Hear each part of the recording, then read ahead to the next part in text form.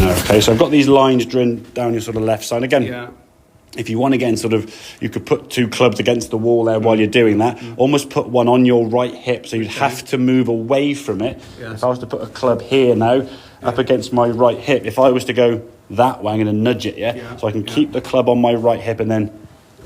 make sure it doesn't... And when I stop, have a look and go, right, where's my hip? I need to create some space. I'm going to look for distance and a gap there. What you would to do, as you can see, even before the club's probably gone back halfway, you've already gone through that stick, haven't you? Or the club, it would be there. And then you keep going and moving, and now your head moves off the golf ball and you get a bit too far behind the golf ball. So when you come back into impact, your hands now are going to be back here, just because that's kind of where your body is and all that speed you're generating, which is, again, a good thing. I'm not saying to slow it down. Another myth in golf, you say, oh, slow it down. Because you're generating the speed, it's very hard to move your body in the direction you want to go. So we want to just be there earlier or not move away from it so much, okay? So these practice swings here now, as you go back, you can see where your hips are there now. I mean, you've only got a small distance to travel before you actually get back into it. So you could go really, really fast there. Look where your left hip now. We go just the next frame is probably impact. There you go. Between those two there is impact. But look, your left hip now has gone through the green line. As your hands get out of the way, the right hip's clearly off that back green line. So just at those 2 images there, you can see this right hand one, you are nearer the target.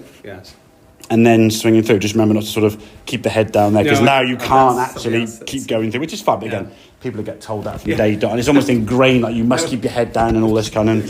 It's one of the biggest killers in golf, unfortunately. So ignore that one. But so that's a good move there, and then we can see shifting through. But you're doing this now. You can see your head staying nice and stable there as you rotate, and the left hip is not moving off that green. So now you've got a chance to get back into impact in a better position. Then I say, when you're at the golf ball, when you come to actually set up to the goal, it's just now hit the goal. So I'm going to have to move these green lines. Not too bad. Okay, so there you go. So you haven't moved off that green line that far, and now as you come back into impact, you can see your left hip has gone through that line. Your hands now are on top of the ball, and just generally speaking, this arm here looks a bit...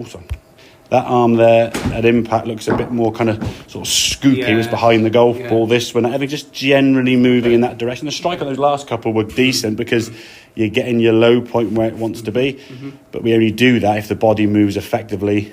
So I mean, you can even see there, you see the club has gone up by your shoulder and your head's still cranking. It's more of a health benefit. If your head's staying down there, it's going to hurt. The problem is, and what people say, this is where the misconception of keep your head down comes from. You look at images now of like McIlroy and stuff in this position with their driver, and you go, look how his arms are part. Their club's travelling 150 mile an hour near enough. If their head did go, break the net.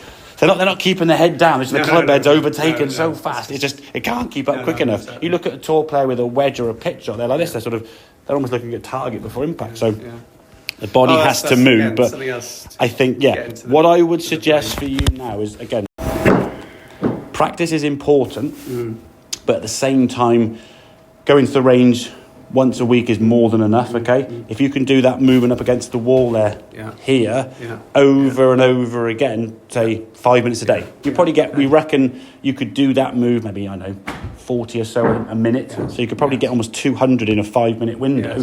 200 in the morning, done. By the end of the week, that's going to be 1,200. By a month, that's 5,000-6,000. Before you know, you're really going to get a good number of kind of repetitions there. So in 4 to 6 weeks, it'll almost become muscle memory. And that's then you're not thinking about this move.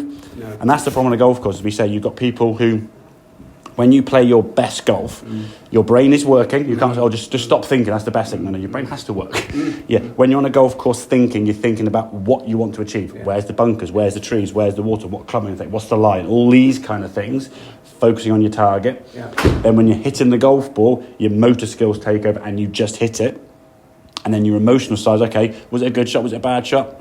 Okay, we'll move on.